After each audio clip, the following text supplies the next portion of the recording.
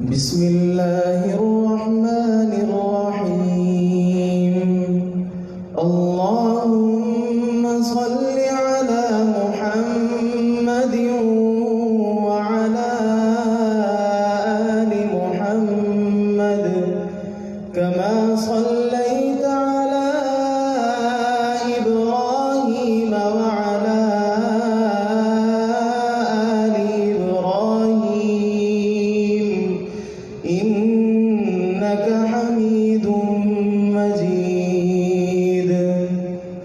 اللهم بارك على محمد وعلى آل محمد كما باركت على إبراهيم وعلى آل إبراهيم إنك حميد مجيد. باب قول الله ونضع الموازين القسط ليوم القيامة وأن أعمال بني آدم وقولهم يوزن.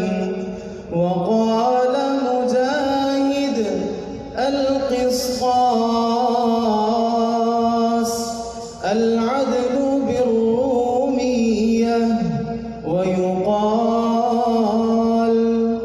القسط مصدر المقسط وهو العادل. وأما القاسط فهو الجائر.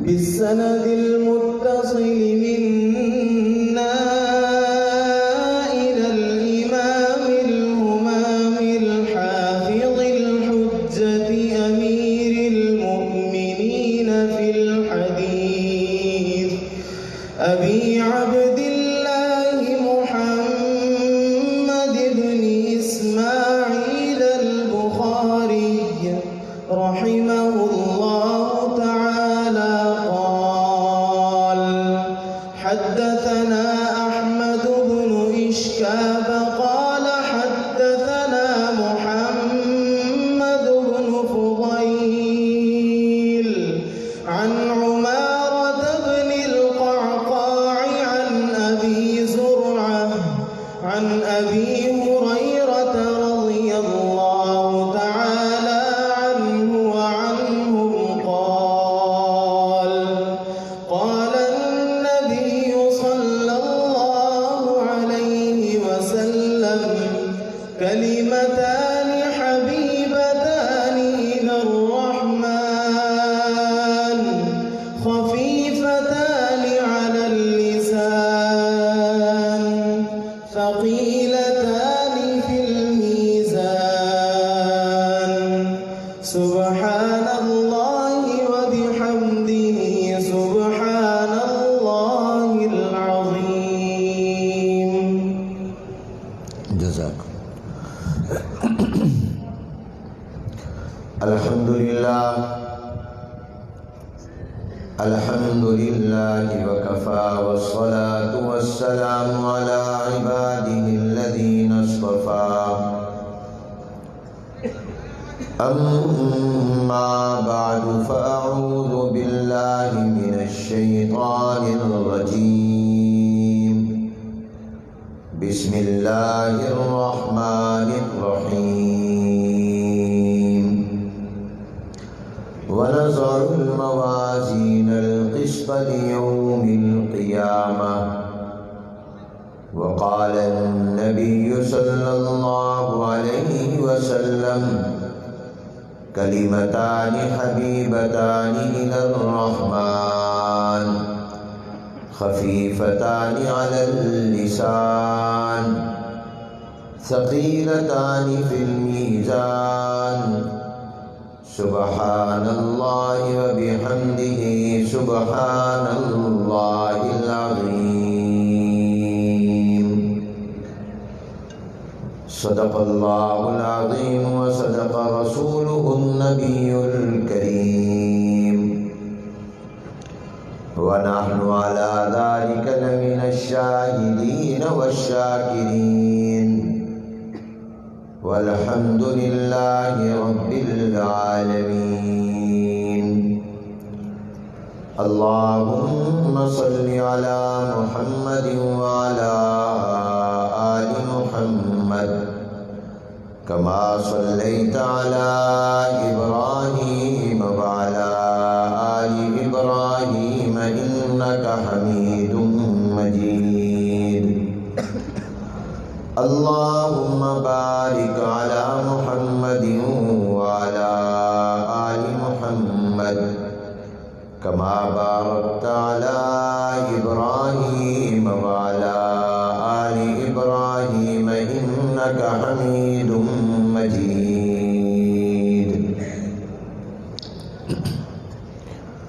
قابل صد احترام حضرات علماء کرام، بزرگان محترم، طلباء عزیز، فضلاء کرام، برادران اسلام، السلام علیکم ورحمۃ اللہ وبرکاتہ. آج بتاریخ 5 رجب المرجب سن 1441 ہجری مطابق 1 مارچ سن 2020 بروز اتوار بعد نماز عشاء وطن عزیز اسلامی جمہوریہ پاکستان اور اہل سنت والجماعت علماء دیوبند کی ایک مشہور و معروف معیاری دینی درسگاہ جامعہ مفتاح العلوم سرگودا پنجاب پاکستان کی سالانہ تقریب میں ہم سب جمع ہیں، اور یہ ہماری حاضری باعث سعادت ہے. دعا ہے کہ اللہ تبارک و تعالی اسے ہماری بخشش، مغفرت اور نجات کا سبب اور باعث بھی بنا دیں. میں شکر گزار ہوں اس ادارے کے محتمم حضرت مولانا مفتی محمد طیب صاحب اور اپنے برادر مکرم رفیق خاص وفاق المدارس العربیہ پاکستان کی مجلس عاملہ کے اہم رکن حضرت مولانا مفتی طاہر مسعود صاحب دامت برکاتہم اور حضرات اساتذہ کرام منتظمین کا، جو ہر سال اس مبارک تقریب میں دعوت شرکت کی دے کر ہمیں بھی اس سعادت میں حصہ دار بننے کا موقع فراہم کرتے ہیں.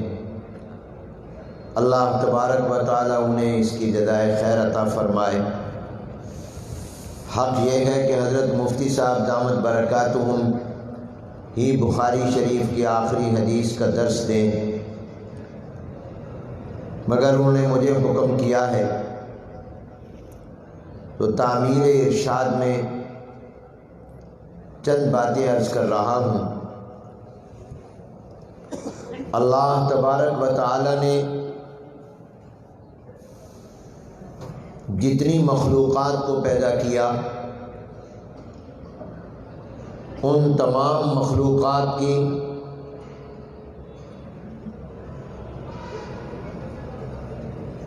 ایک ضرورت ہے اور انسان کی 2 ضرورتیں ہیں.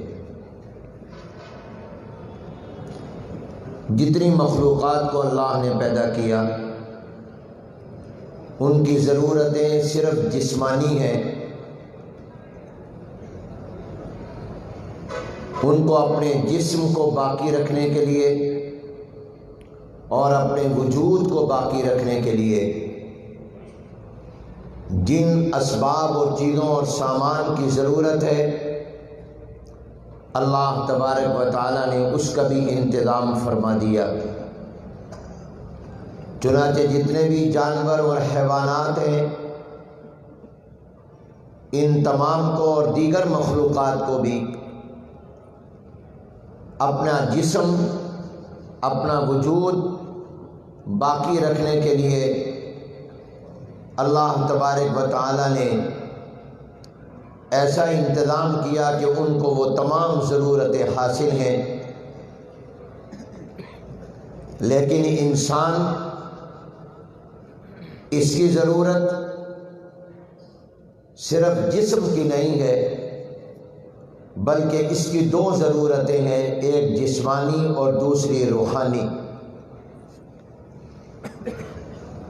اس کا جسم بھی چند چیزوں کا تقاضا کرتا ہے اور اس کی روح بھی چند چیزوں کا تقاضا کرتی، بلکہ بعض اہل علم فرماتے ہیں کہ اللہ تبارک و تعالیٰ نے جتنی بھی جاندار چیزیں اور حیوانات ہیں ان کو اللہ نے ایک روح عطا کی ہے، اور انسان کو اللہ نے دو روحیں عطا کی ہیں۔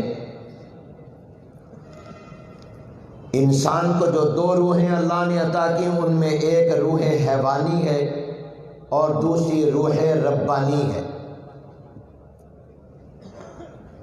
چنانچہ قرآن کریم میں فرمایا گیا وَيَسْأَلُونَكَ عَنِ الرُّوحِ قُلِ الرُّوحُ مِنْ أَمْرِ رَبِّي۔ ہم جتنے بھی انسان موجود ہیں ہمیں اللہ نے ایک روح نہیں دو روحیں عطا کی ہیں۔ جتنے جانور ہیں، حیوانات ہیں، ان کو اللہ نے ایک روح عطا کی ہے، ہمیں اللہ نے دو روحیں عطا کی ہیں، ایک روح حیوانی اور دوسری روح ربانی۔ اسی وجہ سے جتنے بھی جانور اور حیوانات ہیں یہ عالم آخرت میں، عالم قیامت میں یہ مٹی ہو جائیں گے، اور انسان مٹی نہیں ہوگا، کیونکہ اس کو اللہ نے اپنی طرف سے روح عطا کی ہے، اس کو روح ربانی ملی ہے۔ اس روح ربانی کی وجہ سے یہ مٹی نہیں ہوگا، باقی سب کی روح یہاں کی ہے، اس کی روح اوپر سے آئی ہے۔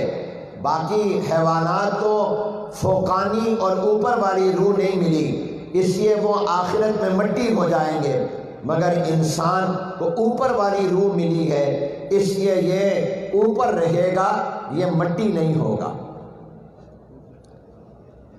اس کو اللہ نے ایک خاص روح عطا کی ہے، اور ظاہر ہے کہ اس روح کے بھی تقاضے ہیں۔ ہمارے جسم کے تقاضے یہ ہیں کہ ہمارے جسم کو بھوک لگتی ہے، ہمارے جسم کو پیاس لگتی ہے، ہمارا جسم آرام چاہتا ہے، ہمارا جسم گرمی اور سردی محسوس کرتا ہے، ہمارا جسم بیمار ہوتا ہے۔ پروردگار عالم نے ان تمام ضرورتوں کا انتظام کر دیا، ہمارے کھانے کا، ہمارے پینے کا، ہمارے گرمی اور سردی سے بچاؤ کا، اور ہماری صحت اور تندرستی کا غذا، دوا، پرہیز وغیرہ کی شکل میں پروردگار عالم نے ہمارے جسم کی ضرورتوں کا انتظام کر دیا۔ ہماری روح کے بھی کچھ تقاضے ہیں، اس روح کی ضرورتوں اور تقاضوں کا بھی رب کائنات نے انتظام کیا۔ قرآن کریم میں آتا ہے کہ جب حضرت موسیٰ علیہ السلام اور حضرت ہارون علیہ السلام فرعون کے پاس گئے ہیں اس کو وعد و نصیحت کرنے کے لیے اور اس کو حق کا پیغام پہنچانے کے لیے، تو جب گئے تو فرعون نے کہا فَمَن رَبُّكُمَا یا موسیٰ، اس نے کہا یہ تو بتاؤ تمہارا رب کون ہے، کیونکہ وہ اپنے آپ کو رب کہتا تھا، اور حضرت موسیٰ علیہ السلام اس کو رب نہیں مانتے تھے، حضرت ہارون علیہ السلام اس کو رب نہیں مانتے تھے، وہ دعویٰ کرتا تھا انا ربکم الاعلیٰ، اور حضرت موسیٰ علیہ السلام نے اس کو رب نہیں مانا، ہارون علیہ السلام نے نہیں مانا، تو اس نے پوچھا تم مجھے تو مانتے نہیں ہو، تمہارا رب کون ہے؟ فَمَن رَبُّكُمَا یا موسیٰ قَالَ رَبُّنَا الَّذِي أَعْطَى كُلَّ شَيْءٍ خَلْقَهُ ثُمَّ هَدَى۔ حضرت موسیٰ علیہ السلام نے فرمایا ہمارا رب وہ ہے جس نے ہر چیز کو اس کا وجود دیا ہے، جس نے ہر مخلوق کو اس کا جسم عطا کیا ہے، ربنا الذی اعطا کل شیء خلقہ، جس نے ہر چیز کو اس کی بناوٹ دی، جس نے ہر چیز کو اس کا وجود عطا کیا، ہمارا رب وہ ہے۔ اور ہمارا رب وہ ہے جس نے وجود دیا، ربنا الذی اعطا کل شیء خلقہ ثم ہدا، پھر اس نے ہر ایک چیز کی رہنمائی بھی کی۔ ہر مخلوق کو اللہ تبارک و تعالیٰ نے اس کی ضرورتوں کے حوالے سے اللہ نے رہنمائی بھی عطا کی، اس کو سمجھا بھی دیا تیری یہ ضرورتیں ہیں اور یہ تیری ضرورتیں یہاں سے پوری ہوگی۔ ربنا الذی اعطا کل شیء خلقہ ثم ہدا۔ سرگودا اور قرب و جوار، قریب و دور سے آئے ہوئے مسلمانوں، یاد رکھو اللہ ہمارا رب ہے، یہ ربوبیت اس کی شان اور صفت ہے۔ مجھے آج تک اردو زبان میں کوئی ایسا لفظ اور ترجمہ نہیں ملا جو رب کا معنی پوری طرح ادا کر دے، اور جس سے یہ کہا جا سکے کہ رب کے معنی کا حق ادا ہو گیا۔ عام طور پر ہم رب کا معنی کرتے ہیں پالنے والا، لیکن پالنے والا یہ رب کا پورا مفہوم ادا نہیں کرتا۔ یہ ترجمہ اس اللہ کی شان ربوبیت کو پوری طرح واضح نہیں کرتا۔ اہل علم فرماتے ہیں رب کس کو کہتے ہیں؟ وہ فرماتے ہیں رب وہ ہوتا ہے جو چار کام کرے، اور اللہ نے وہ چاروں کام کیے، اس لیے اللہ رب ہے۔ نمبر ایک، رب اس کو کہتے ہیں جو عدم سے وجود میں لائے، جو نیست سے ہست میں لائے، کچھ نہ ہو اور وہ بنا دے۔ میں اور آپ کچھ نہیں تھے، ہمیں اللہ نے وجود عطا کیا۔ ہم عدم تھے، ہمیں اللہ نے وجود عطا کر دیا۔ هل اتى على الانسان حين من الدهر لم يكن شيئا مذكورا۔ انسان کچھ نہیں تھا، جتنی مخلوقات ہیں، خواہ وہ جمادات ہوں، خواہ وہ نباتات ہوں، خواہ وہ حیوانات ہوں، خواہ وہ کوئی بھی مخلوق ہو، اللہ نے ان کو وجود عطا کیا۔ تو رب اس کو کہتے ہیں جو وجود عطا کرے، عدم سے وجود میں لائے، نیست سے ہست میں لائے، نمبر ایک۔ نمبر دو، رب اس کو کہتے ہیں جو پیدا کرنے اور وجود دینے کے بعد اس کے زندہ رہنے اور باقی رہنے کا بھی انتظام کرے۔ اس لیے کہ اگر ایک چیز کو آپ نے بنا تو دیا مگر اس کے باقی رہنے کا انتظام نہیں کیا، وہ ختم ہو جائے گی، وہ منظر سے غائب ہو جائے گی۔ رب اس کو کہتے ہیں جو پیدا بھی کرے، اور پیدا کرنے کے بعد، وجود دینے کے بعد، بنا دینے کے بعد، عدم سے وجود میں لانے کے بعد، نیز سے ہست کرنے کے بعد پھر اس کی بقا کا انتظام بھی کرے، اس کے زندہ رہنے کا نظم بھی کرے، اس کو رب کہتے ہیں۔ چنانچہ اللہ نے جتنے بھی جانور مثال کے طور پر بنائے، ان کے باقی رہنے کا انتظام کیا۔ جانوروں کو رہنمائی بھی اللہ نے عطا کر دی کہ تم نے باقی کیسے رہنا ہے۔ چنانچہ جانور پیدا ہوتا ہے تو وہ اپنے منہ میں دانت لے کر پیدا ہوتا ہے، اور وہ آتے ہی پیدا ہونے کے بعد ہی گھاس کھانے لگ جاتا ہے، وہ اب گھاس کو چگنے لگ جاتا ہے۔ یہ اس کو کس نے سکھایا؟ یہ اللہ نے سکھایا۔ رب کس کو کہا؟ جو وجود بھی دے اور پھر اس کی رہنمائی بھی کر دے کہ تیری یہ ضرورت ہے اور اس کا یہ انتظام ہے۔ چنانچہ اللہ نے جانور کو پیدا کیا تو اس کی بقا کا انتظام بھی کیا۔ مجھے اور آپ کو اللہ نے انسان بنایا، خوبصورت وجود عطا کیا، تو اللہ نے مجھے اور آپ کو باقی رہنے کے لیے بھی اللہ نے ہمارے لیے انتظام کیا۔ یہ نہیں کہ اللہ نے پیدا تو کر دیا اور باقی رہنے کا کوئی انتظام نہ کیا۔ اگر ایسا ہوتا تو ہم باقی نہ رہتے، پیدا ہوتے ہی ختم ہو جاتے، لیکن اللہ نے ہماری بقا کا انتظام ہمارے پیدا کرنے سے پہلے پروردگار عالم نے کیا۔ اور وہ کس طرح کیا اللہ نے؟ اس کے لیے اللہ نے چند کام کیے۔ نمبر ایک، اللہ نے یہ کیا کہ میں اور آپ ابھی پیدا نہیں ہوئے تھے کہ اللہ نے آپ کی اور میری والدہ کی چھاتی میں دودھ کی 2 نہریں جاری کر دی۔ یہ انسان پیدا ہو رہا ہے، اب اس کو باقی بھی تو رہنا ہے۔ یہ تو نہیں کہ بنانا اور ختم کر دینا ہے، پیدا کرنا ہے اور ساتھ ہی ختم کر دینا ہے، نہیں، اس کو بقا بھی تو دینی ہے۔ اس کے لیے اللہ نے ایک کام یہ کیا کہ میری اور آپ کی والدہ کے سینے میں اور چھاتی میں دودھ کی 2 نہریں پہلے ہی جاری کر دی۔ چنانچہ آپ دیکھ لیں جو عورت ماں نہیں بنتی اس کی چھاتی میں دودھ نہیں ہوتا، جو ماں بنتی ہے اسی کے اندر دودھ آتا ہے۔ اب دودھ آیا، اب اس دودھ کو پینا کیسے؟ تو دوسرا کام اللہ نے یہ کیا کہ ماں کے پیٹ میں ہی مجھے اور آپ کو دودھ کے لیے چوسنا اور اس کو اندر نگلنا بھی سکھا دی۔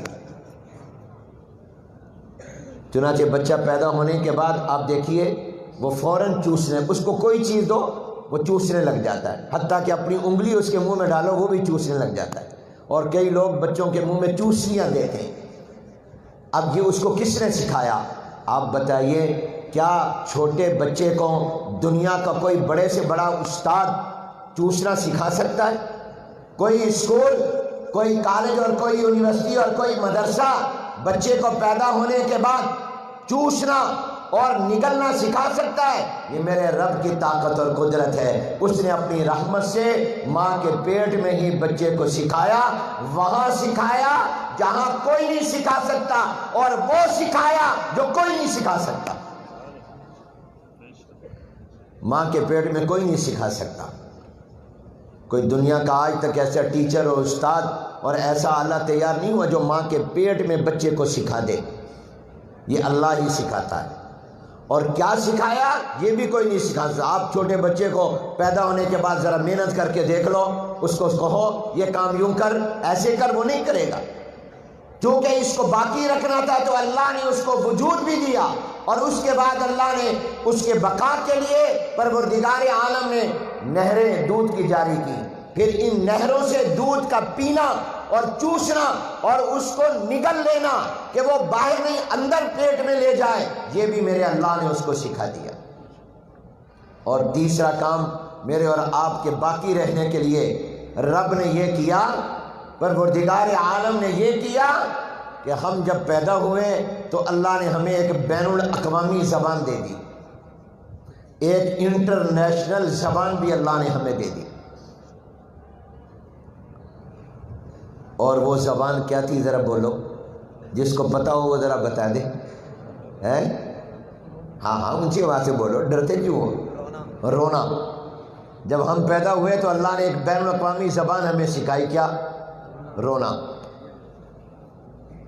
یہ بچہ اور انسان دنیا میں آ رہا ہے، بھوک لگے گی کیسے بتائے گا، پیاس لگے گی کیسے بتائے گا، سر میں پیٹ میں درد ہوگا کیسے بتائے گا، اس کو گرمی لگے گی کیسے بتائے گا، اس کو سردی اور ٹھنڈ لگے گی کیسے بتائے گا؟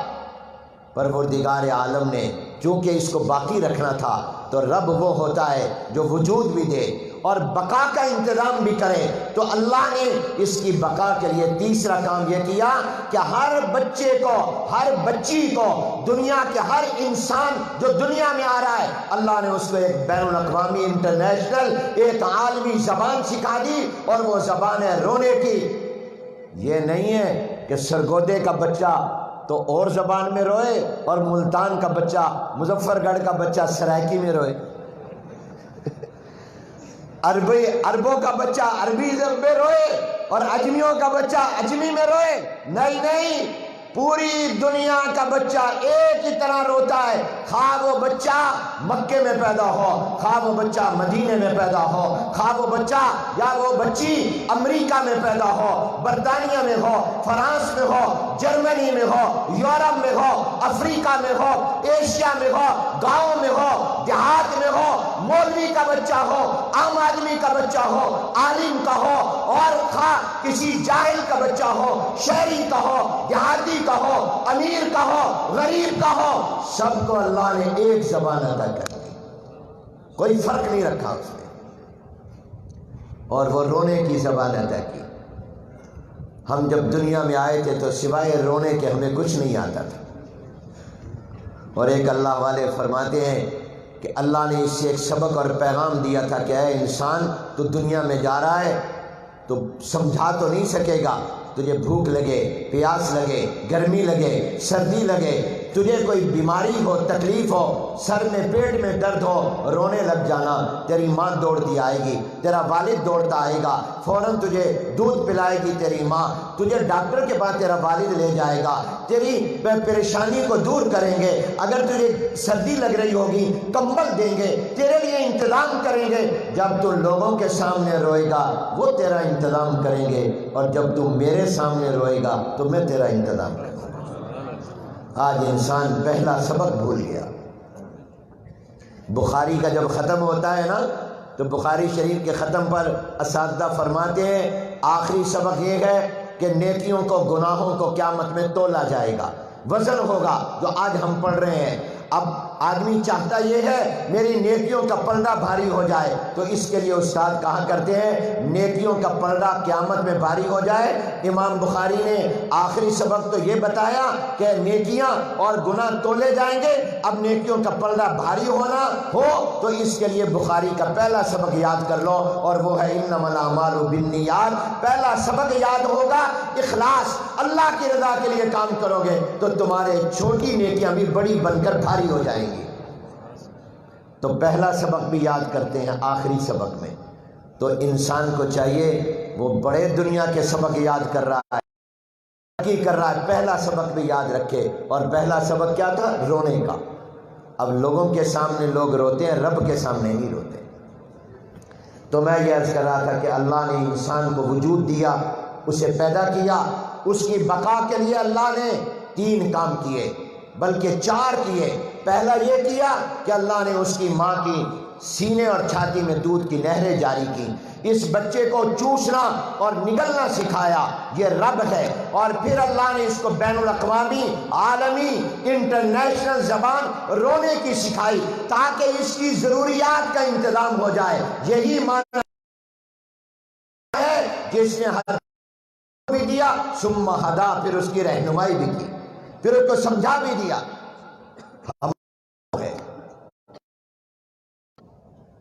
آتا کل شیء، اور چوتھا کام اللہ نے کیا کیا؟ چوتھا کام یہ کیا کہ بچہ پیدا ابھی نہیں ہو رہا، پیدا ہونے سے پہلے اللہ نے ماں باپ کے دل میں اس کی محبت ڈال دی۔ محبت ہوگی تو بیچارہ باقی رہ سکے گا، ورنہ اٹھا کر پھینک دیں گے، ذبح نہ کر دیں۔ پیدا ابھی ہوا نہیں اور 9 ماہ تک ماں اپنے پیٹ میں اٹھائے ہوئے تکلیف برداشت کر رہی، پیدا ہو گیا، پیدا ہونے کے بعد دودھ پلا رہی ہے، اس کے پیشاب کو صاف کر رہی ہے، خود جاگتی ہے، اس کو سلاتی ہے۔ یہ ماں کے دل میں محبت، اور باپ پریشان کھڑا پر پریشان۔ بولو کس نے پیدا کی؟ سارے بولو اے اللہ، جو جو جواب دیتے ہیں ان کو جنتی بنا دے۔ اونچی آواز سے کہو کس نے محبت پیدا کی؟ اللہ نے پیدا کی۔ اس کو رب کہتے ہیں۔ رب وہ ہوا جو وجود سے عدم سے وجود میں لائے، کچھ نہیں تھا بنا دے، پھر بقا کا انتظام کرے۔ رب اس کو کہتے ہیں۔ انسان کی بقا کے 4 کام ہوئے۔ نمبر 1 جو عدم سے وجود میں لائے، نمبر 2 بقا کا انتظام کرے، اور نمبر 3 رب اس کو کہتے ہیں۔ یہ سارے معنی رب کے ہیں۔ رب اس کو کہتے ہیں جو پھر پیدا بھی کرے، اس کو باقی بھی رکھے، پھر اس کو ترقی بھی دے، اور آہستہ آہستہ تدریجاً اس کو ترقی بھی دے، رفتہ رفتہ اس کو آگے بھی لے جائے، اور پھر جب اس کو ترقی دے تو جس مرحلے پر وہ پہنچے اس مرحلے کی جو اس کی ضرورتیں ہوں ان ضرورتوں کا انتظام بھی کر دے۔ میں اور آپ جب بچے تھے ہماری ضرورت کچھ اور تھی، جوان ہوئے تو ضرورت اور ہے۔ کیوں بھئی بچے کی ضرورت شادی ہوتی ہے؟ نہیں، تو اس لیے بچپن میں شادی نہیں، جوانی میں شادی۔ تو اب جوانی میں پہنچا تو اللہ نے شادی کا انتظام بھی کروا دیا۔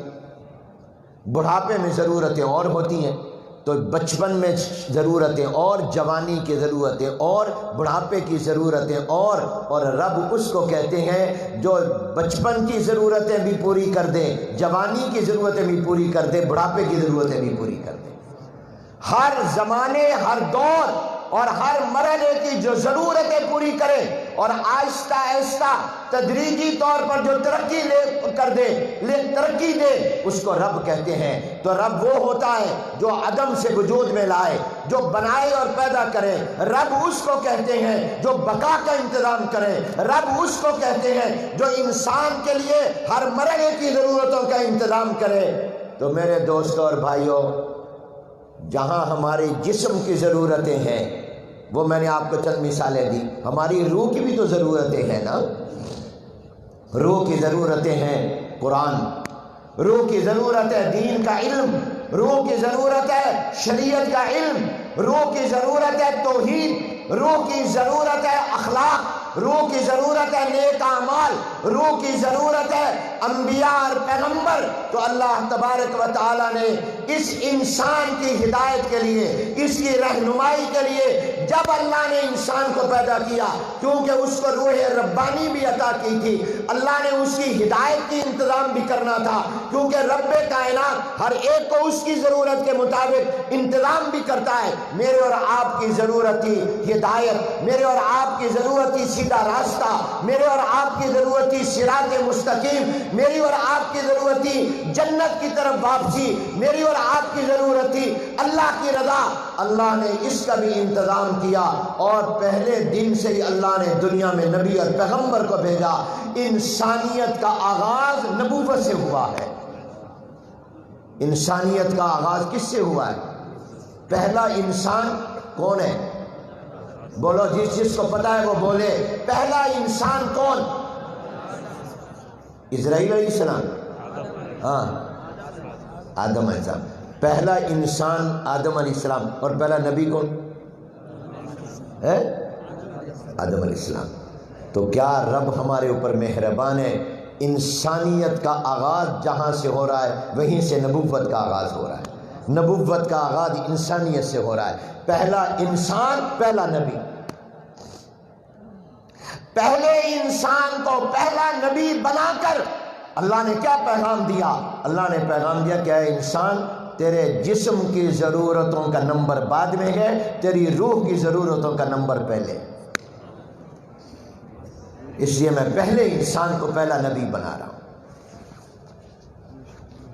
پہلا انسان، پہلا نبی۔ اللہ تبارک و تعالی نے، یہ رب ہے جس نے ہماری رہنمائی کا انتظام کیا۔ یہ جتنے نبی پیغمبر بھیجے، جتنی آسمانی کتابیں اتاری، یہ سب اللہ نے ہماری روح کی رہنمائی کے لیے اتاری۔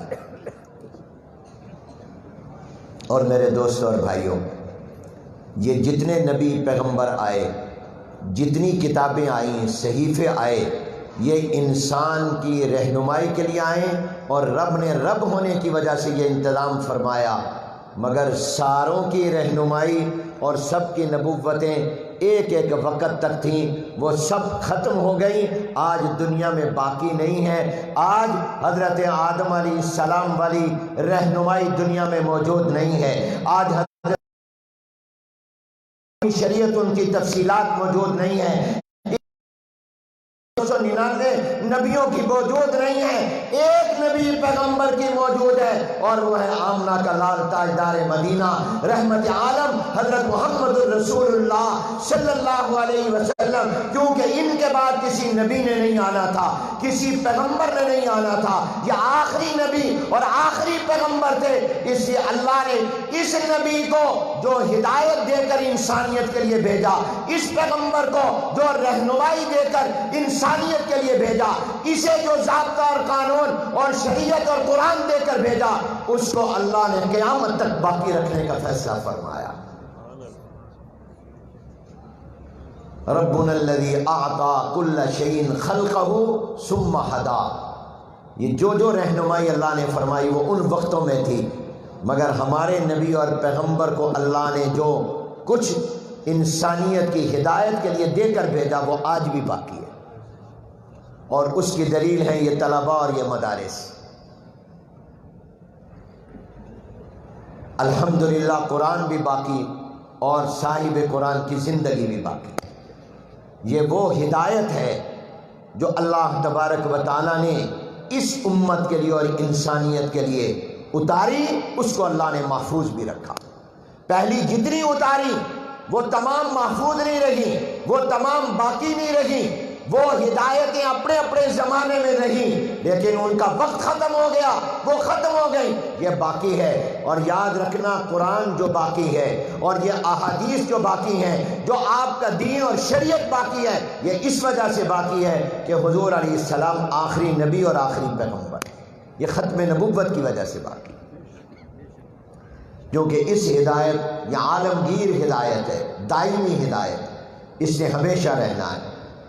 اس ابتدائی تمہید کے بعد میرے عزیز طلباء اور مسلمان بھائیوں، یہ جو ہم احادیث پڑھ رہے ہیں یہ دراصل وہی ہدایت ہے جو اللہ نے ہماری روح ربانی کے لیے اتاری ہے، اور جس کو اللہ نے محفوظ رکھا ہے، اور اسباب کے درجے میں اللہ نے اس کا ذریعہ بنایا دینی مدارس کو، علماء کرام کو اور آپ طلباء کو، تاکہ یہ علم ان کے ذریعے آپ کے سینوں میں آیا. آپ نے اسی علم کو جو ہدایت ہے انسانیت کی، اس کو آگے پہنچانا ہے. یہ سلسلہ ایسے آگے چلتا رہے گا. میں آج کہہ رہا تھا یہ بخاری شریف الحمدللہ ہمارے مدارس میں اور ہمارے مدارس کے پڑھے ہوئے علماء نے دنیا میں جہاں جہاں مدرسے قائم کیے وہاں الحمدللہ پوری محنت کے ساتھ اہتمام سے پڑھائی جاتی ہے. اور اللہ نے جو اس ہدایت کو برقرار رکھا اس کی سب سے بڑی دلیل ہمارے اکابر اور علماء، اور اللہ نے ان کو برہان اور ان مدارس کو برہان بنا دیا. خود امام بخاری جس شہر کے ہیں، بخارا سمرقند، اور ازبکستان جس ملک کے ہیں، وہاں بخاری اتنی اہتمام سے نہیں پڑھائی جاتی جتنی پاکستان میں، ہندوستان میں، بنگلہ دیش میں پڑھائی جاتی. اللہ نے یہ ہمارے اکابر اور علماء سے دین کا کام لیا، اس ہدایت کے سرچشموں کی بقا کا کام لیا ہے. امام بخاری رحمۃ اللہ علیہ نے اپنی کتاب کو ختم کتاب التوحید پر کیا ہے، اور یہ آخری باب ہے 58 ابواب میں سے، جس میں امام بخاری ثابت کرنا چاہ رہے ہیں وزن اعمال، کہ قیامت کے دن ترازو ہوں گے، نیکیوں کو بھی تولا جائے گا، گناہوں کو بھی تولا جائے گا. اور جو لوگ اس کا انکار کرتے ہیں، گمراہ فرقے ان کی تردید کر رہے ہیں، اہل السنت والجماعت کے عقیدے کو ثابت کر رہے ہیں. یاد رکھو ہمارا ایمان اور عقیدہ ہے کہ قیامت برحق ہے. جو بھی آپ کا عقیدہ ہے یا نہیں کہ قیامت برحق ہے، قیامت کا حساب و کتاب بھی برحق ہے، وہاں پر وزن اعمال میزان بھی برحق ہے. اور یہ قرآن کریم سے اور حضور علیہ السلام کی احادیث سے ثابت ہے. امام بخاری نے قرآن کی آیتوں سے ثابت کیا ہے وَنَزَعُ الْمَوَازِينَ الْقِسْطَ لِيَوْمِ الْقِيَامَةِ. اور پھر امام بخاری کی عادت ہے کہ وہ کوئی ایک لفظ آ جائے اس کے مناسب آیات کی تشریح کرتے ہیں، تو یہاں قسط آ گیا، اس کی مناسبت سے ان اللہ یحب المقسطین واما القاسطون فکانوا لجہنم حطبا، اس کی امام بخاری رحمۃ اللہ علیہ نے وضاحت کی. اور پھر آخری حدیث جو امام بخاری نے بیان کی، اس کی سند ہے. اور یاد رکھیے عزیز نے سند پڑھی ہے، یہ سند کیا ہے جو آپ نے ابھی میرے بیٹے سے بھی سنی قرآن کی، انہوں نے حدیث کی سند پڑھی. یاد رکھو یہ سند دلیل ہے حدیث کے حدیث ہونے کی. یہ سند کیا ہے؟ دلیل ہے حدیث کے حدیث ہونے کی. ہمارے پاس کیا دلیل ہے کہ یہ حضور علیہ السلام کا فرمان ہے؟ ہمارے پاس کیا دلیل ہے کہ یہ جناب نبی کریم صلی اللہ علیہ وسلم کا فعل مبارک ہے؟ اس کی دلیل یہ سند ہے. کیوں؟ اس لیے کہ میں کہہ رہا ہوں میں نے اپنے اس استاد سے سنا، انہوں نے اپنے استاد سے سنا، انہوں نے ان سے سنا، انہوں نے ان سے سنا، انہوں نے ان سے سنا، اور آخر میں آتا ہے کہ صحابی کہتے ہیں میں نے حضور اکرم صلی اللہ علیہ وسلم سے سنا. تو یہ سند حدیث کے حدیث ہونے کی دلیل ہے.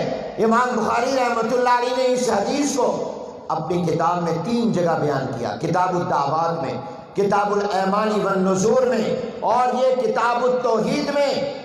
ایک جگہ اپنے استاد زہیر بن حرب سے، دوسری جگہ قتیبہ بن سعید سے، یہاں احمد بن اشکاب سے. علامہ ابن حجر اسقلانی رحمۃ اللہ علیہ فرماتے ہیں کہ سب سے آخر میں جس استاد سے سنا اس سے سب سے آخر میں بیان کیا. آخر میں سنا تھا احمد بن اشکاب سے، تو اس لیے اپنی کتاب کے آخر میں ان کی سند کے ساتھ بیان کیا. تمام حضرات بڑے ادب کے ساتھ ہم متوجہ ہوں، حضور علیہ السلام کی حدیث پڑھیں۔ یہ مجلس دراصل جناب نبی کریم صلی اللہ علیہ وسلم کی مجلس ہے۔ تمام حضرات با ادب ہو جائیں اور دوستانو ہو جائیں، اس لیے کہ یہ مجلس سرکار دو عالم صلی اللہ علیہ وسلم کی مجلس ہے۔ اہل علم فرماتے ہیں جس مجلس میں حضور کی حدیث پڑھی جائے وہ مجلس حضور کی مجلس ہے۔ اور نیت بھی یہ کر لو کہ ہمارا نام بھی حضور علیہ السلام کی حدیث کے طالبوں میں لکھا جائے، اور حضور نے جو دعا دی ہے کہ اللہ اس کا چہرہ چمکائے، بارونق کرے، روشن کرے، باعزت کرے، جس نے میری ایک حدیث کو سنا، یاد کیا اور جیسے سنا اس کو آگے سنایا، نیت کر لو کہ میں بھی اس لسٹ میں آ جاؤں، میرا نام بھی اس فہرست میں لکھا جائے اور میرا بھی چہرہ دنیا قبر آخرت میں چمکے۔ انشاءاللہ چمکے گا۔ سارے میرے ساتھ پڑھیں۔ یہ حدیث نقل کرنے والے حضرت ابو ہریرہ رضی اللہ تعالیٰ عنہ ہیں، جو حضور کے ساتھ صرف 2.5 سال رہے۔ حضور علیہ السلام کی زندگی کے آخری سالوں میں یہ مسلمان ہوئے، کلمہ پڑھا، اور ان کو حضور کے ساتھ جو وقت ملا وہ تقریباً 2.5 سال ہے، لیکن اس 2.5 سال کو اس طرح گزارا کہ دن رات صبح و شام حضور علیہ السلام کے در نبوت کی چوکھٹ اور دہلیز پر پڑے رہتے تھے۔ کھانے کو کچھ نہیں ملتا، بے ہوش ہو جاتے تھے۔ مدینہ طیبہ میں کوئی بازار جا کر کاروبار نہیں کرتے تھے، نہ کھیتی باڑی اور باغبانی کرتے تھے۔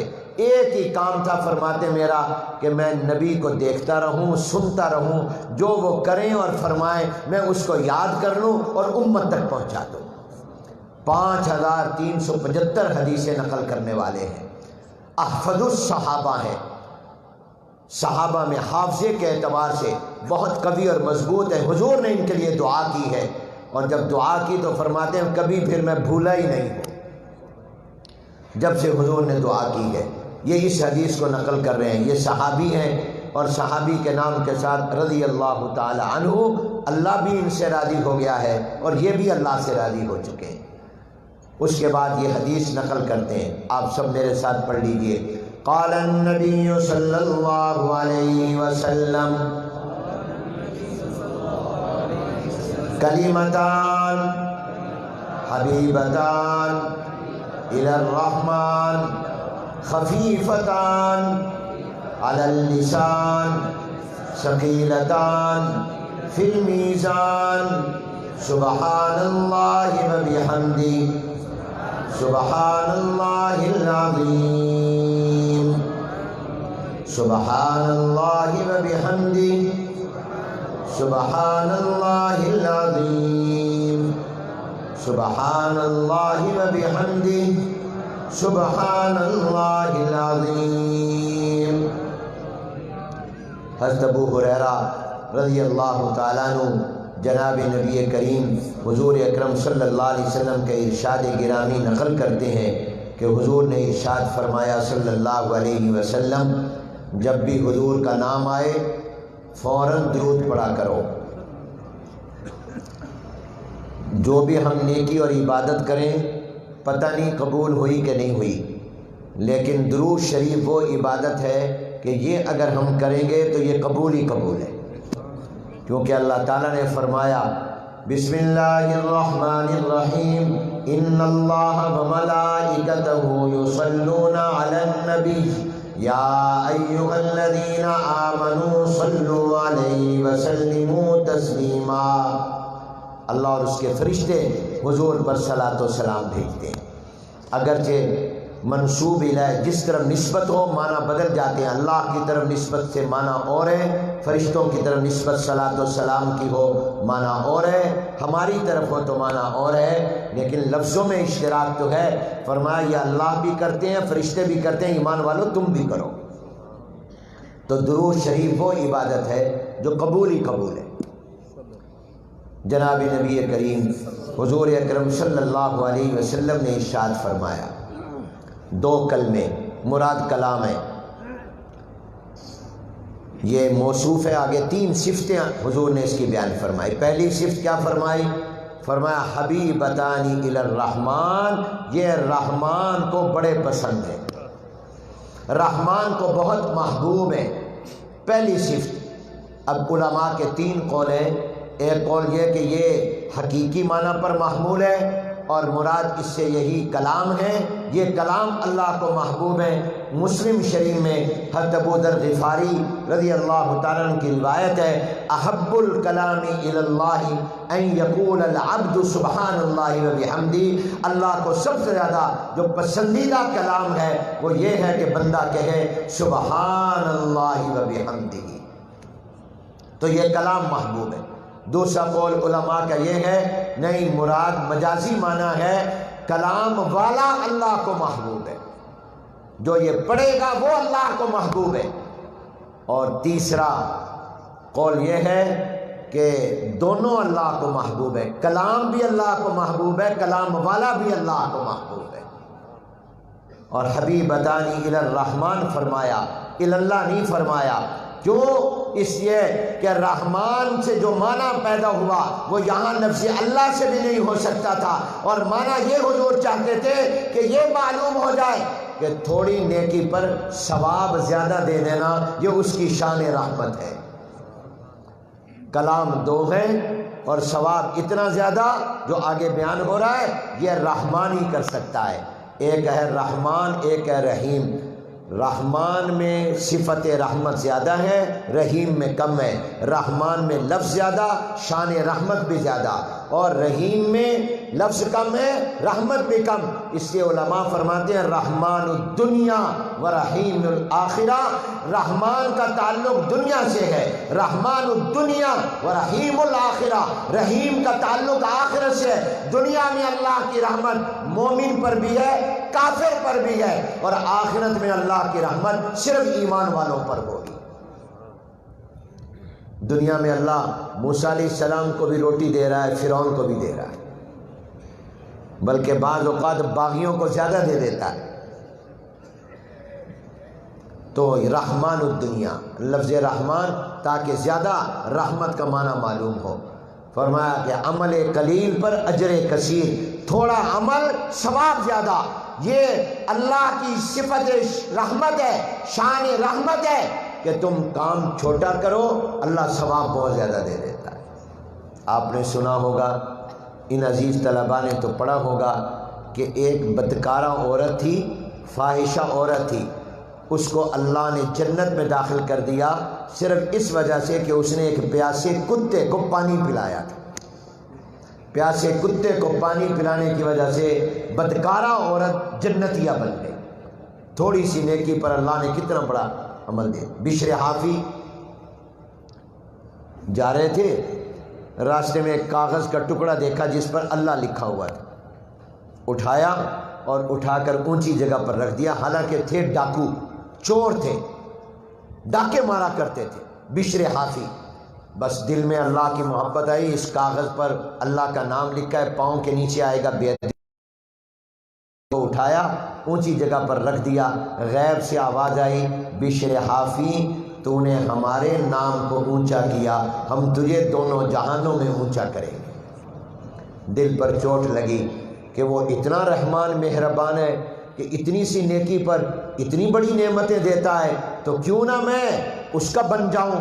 توبہ کی، ڈاکہ اور چوری چھوڑ کر اللہ کے ولی بن گئے، اللہ کے ولی بن گئے۔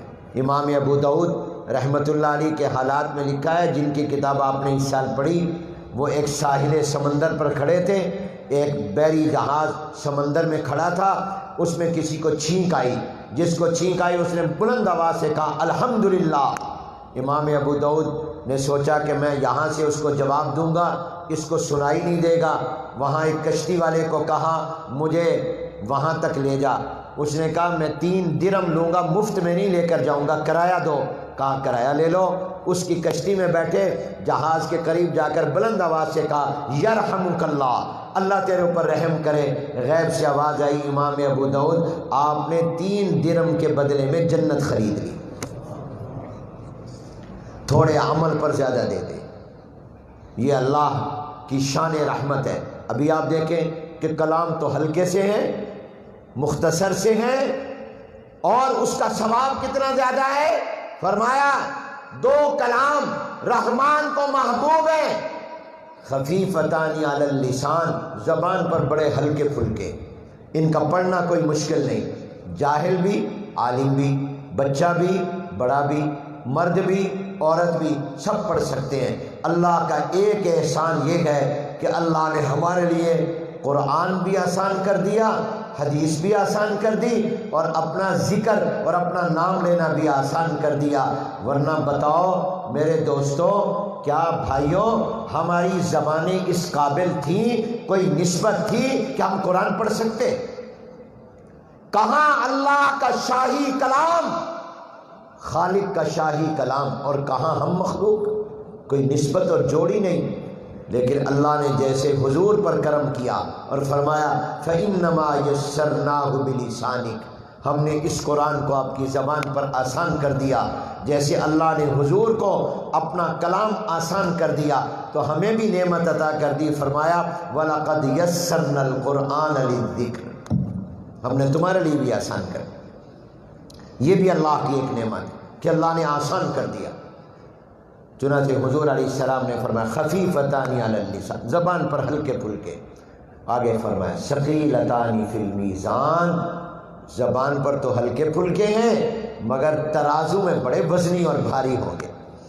جب اس نیکی کو تمہارے نیکیوں کے پلڑے میں رکھا جائے گا، وہ نیکیوں کا پلڑا جھک جائے گا۔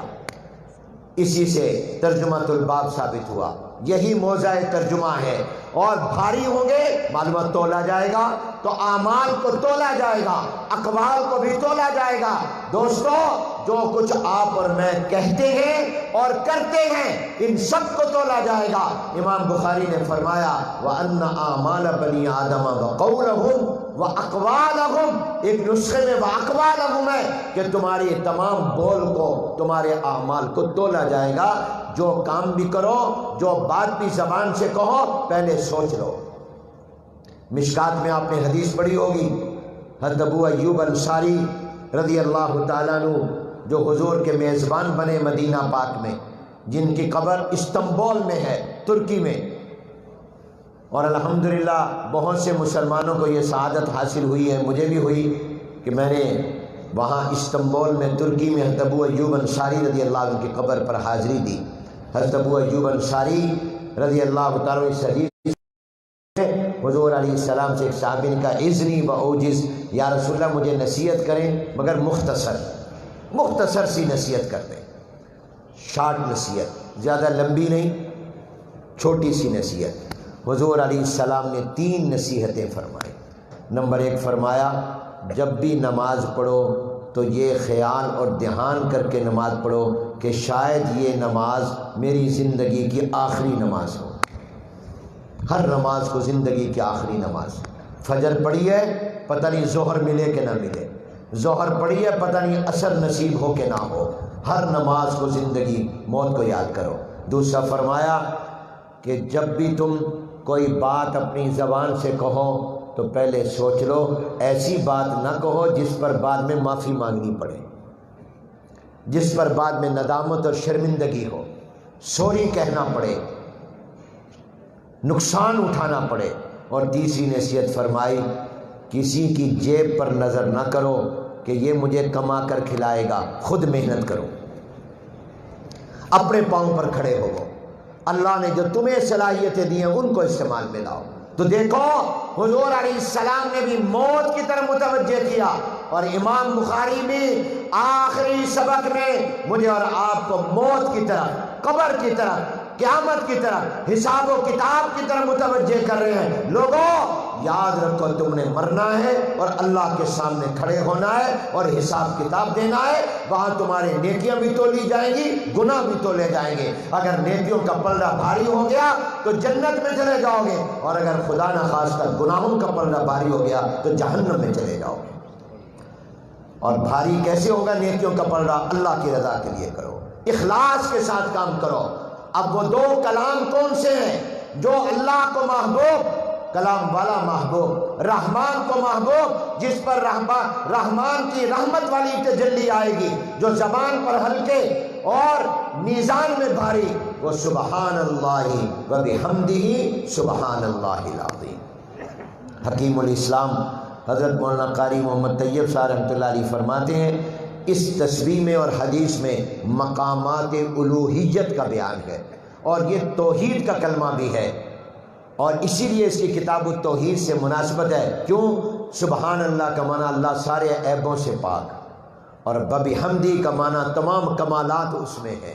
تو جو عیبوں سے پاک ہو، کمالات کا جامع ہو، وہ ایک ہی ہستی ہوگی، وہ زیادہ نہیں ہو سکتی، اس لیے کہ اگر اس کا شریک ہے پھر تو وہ عیب ہو گیا، پھر تو کمزوری آ گئی، پھر تو مقابلہ ہو گیا، وہ کرنا چاہے یا نہ کرنا چاہے تو عاجزی آ گئی، جو ناکام ہو جائے گا وہ کیسا اللہ ہو سکتا ہے؟ تو یہ کلمہ توحید بھی ہے، ذکر کا کلمہ بھی ہے۔ امام بخاری نے توحید پر کتاب کو ختم کیا، ذکر پر ختم کیا، پیغام دیا کہ میرا اور آپ کا خاتمہ بھی توحید پر ہو، اللہ کرے آمین کہہ دو، اللہ کے ذکر پر ہو۔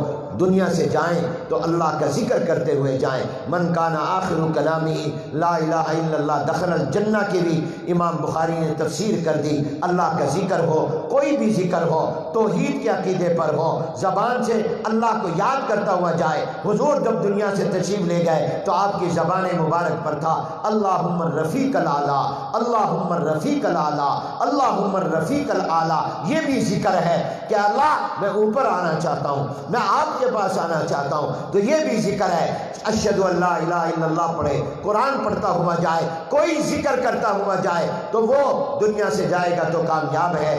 کتاب الدعوات میں امام بخاری یہی حدیث لائے ہیں، اور وہاں اس کی فضیلت بیان کی ہے کہ حضور علیہ السلام نے فرمایا من قال سبحان اللہ و بحمدہ فی یوم 100 مرۃ حطت عنہ خطایاہ وان کان مثل زبد البحر، اگر کوئی دن میں 100 مرتبہ سبحان اللہ و بحمدہ پڑھ لے، گویا ایک تسبیح کر لے روزانہ، اس کے گناہ سمندر کے پانی کی چھاپ کے برابر بھی ہوں گے تو اللہ تعالیٰ معاف فرما دے۔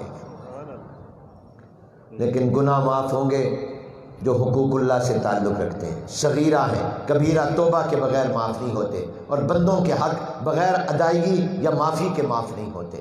اللہ تبارک و تعالی ہم سب کو اپنا ذکر نصیب فرمائے، موت کی فکر نصیب فرمائے، آخرت کی تیاری نصیب فرمائے۔ اور میرے دوستوں اور بھائیوں، اللہ تعالیٰ ان طلباء کو آپ ان کے لیے دعا کریں، ان کو اللہ تعالیٰ آگے جو ذمہ داری ان کے اوپر آئی، جو علوم آئے، آگے پہنچانے کی توفیق عطا فرمائے۔ ہم ان کو مبارک دیتے ہیں، ان کے والدین کو، ان کے اساتذہ کو، جامعہ مفتاح العلوم کو اور ان کے معاونین کو مبارک دیتے ہیں۔ اللہ ان مدرسوں کو قائم و دائم رکھے، آمین کہہ دو، بلند آواز سے آمین کہہ دو۔ یہ ساری چیزیں ہمیں ان مدرسوں کی برکتوں سے مل رہی ہیں۔ اس مدرسے نے ہمیں بتایا اللہ کون ہے، اس مدرسے نے بتایا کہ پیغمبر کون ہے، اس مدرسے نے بتایا کہ امام الانبیاء حضور علیہ السلام کون ہے۔ مدرسے نے مجھے اور آپ کو حضور کی ختم نبوت کا تعارف کرایا، توحید کا تعارف کرایا، رسالت کا تعارف کرایا۔ مدرسے نے مجھے اور آپ کو عقائد بتائے، اعمال بتائے، ایمان کی حقیقت بتائی،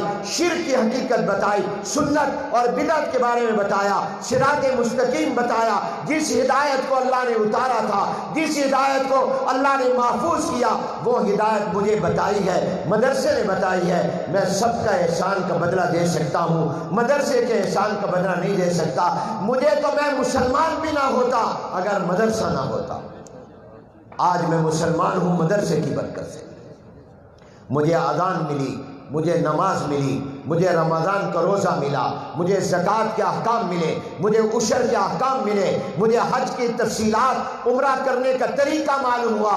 یہ مجھے کسی بازار سے نہیں ملا، یہ مجھے کسی سکول، کالج اور یونیورسٹی نے نہیں بتایا، یہ مجھے مدرسے نے بتایا، مسجد کے مولوی نے بتایا۔ اس نے مجھے بتایا اللہ کون ہے، اس نے مجھے بتایا پیغمبر کون ہے، اس نے مجھے بتایا امام الانبیاء کون ہے، مدرسے نے مجھے بتایا خاتم الانبیاء کون ہے، مدرسے نے مجھے بتایا صحابہ کون ہے، مدرسے نے بتایا تابعین مجتہدین کون ہے، مدرسے نے بتایا قرآن کیا ہے، قرآن میں کیا ہے، حدیث کیا ہے، حدیث کے اندر کیا ہے، سنت کیا ہے، بدعت کیا ہے۔ یہ دنیا میں کیوں آیا ہوں؟ میں نے قبر میں جانا ہے، میں نے آخرت میں جانا ہے۔ دنیا کا کوئی ادارہ مجھے نہیں بتا سکتا کہ قیامت کے دن میرے اعمال کو تولا جائے گا، یہ اللہ کا نبی بتا سکتا ہے، یہ وحی بتا سکتی ہے۔ قبر میں میں میرے ساتھ کیا ہونا ہے، کیا حالات پیش آئیں گے، کیا سوال ہوں گے، یہ مجھے کوئی نہیں بتا سکتا۔ یہ مدرسے کی تعلیم نے بتایا، یہ اللہ کے نبی نے بتایا، یہ پیغمبر نے بتایا، یہ وحی الہی نے بتایا۔ اس لیے میرے دوستوں میں کہتا ہوں کہ مدرسے کا تم پر اتنا بڑا احسان ہے۔ تم نے مدرسے کو چندہ دیا، تم نے پیسے دیے، تم نے گندم دی، تم نے اس مدرسے کو زکات دی، تم نے اس کو صدقہ دیا، تم نے اس کو عشر دیا، تم نے اس کو اپنے پیسے دیے۔ اس نے جواب میں تمہیں حافظ دیے، قرآن کے قاری دیے، دین کے عالم دیے، اور وہ دیے کہ تم دنیا سے چلے جاؤ گے، قبروں میں ہوگے، مگر یہ جو قرآن پڑھے گا اور پڑھائے گا، یہ جو دین کا کام کرے گا، تمہیں اس کا ثواب قبر میں بھی ملتا رہے گا انشاءاللہ۔ ان مدرسوں کی قدر کرو، ان مدرسوں کو مضبوط کرو، اور آپ خوش ہوں گے۔ اس سال ہمارے اہل السنت والجماعت علماء دیوبند کے وہ مدرسے جو وفاق المدارس میں ان کی تعداد الحمدللہ 78,000 ہے۔ ایک سال میں قرآن کا حافظ کتنا آپ کو ہو؟ جو کہتا ہے اللہ ان کو حافظوں کے ساتھ جمع کرنا جنت ہے، بتاؤ کتنے حافظ ایک سال میں ان مدرسوں نے تیار کیے؟ سارا مجمع کہے 78,000۔ کتنے؟ اس میں 15,000 بچیاں ہیں جو حافظہ بنی، اور جو عالم ان مدرسوں نے تیار کیے، جو ان میں یہ بھی شامل ہے ماشاءاللہ، دورہ حدیث کا بھی یہ امتحان دیں گے، وفاق کا اپنی اس تعلیم کے امتحان دیں گے۔ یہ جو عالم بن کر بچے جا رہے ہیں، ان کی تعداد 29,000 ہے جو ایک سال میں عالم بنائے گئے، 29,000۔ اور ان 29,000 میں صرف 10,000 لڑکے ہیں جو عالم بنے، اور 19,000 لڑکیاں ہیں جو عالمہ بنی۔ لڑکیاں آپ سے آگے نکل گئیں۔ سرگودا والوں اور سارے علاقوں میں کہہ رہا ہوں بھئی، اپنی تمہارے علاقوں کی عورتیں زیادہ عالم بن رہی ہیں، لڑکے کم بن رہے ہیں، ذرا لڑکے بھی آگے کرو، عورتیں آگے نکلتی جا رہی ہیں۔ یہ تو ایسی اچھی بات ہے، لیکن مردوں کو پیچھے تو نہیں رہنا چاہیے۔ معلوم ہے کہ مسلمان اپنے لڑکوں کو دین کی تعلیم کے لیے کم بھیجتے ہیں، بچیوں کو زیادہ بھیجتے ہیں، حالانکہ بچوں کو بھی تو بھیجنا چاہیے، لڑکوں کو بھی بھیجنا چاہیے۔ الحمدللہ 29,000 میں 19,000 لڑکیاں ہیں جو عالمہ بنی، اور 10,000 لڑکے ہیں جو عالم بنے۔ یہ ان مدرسوں کی برکات ہیں۔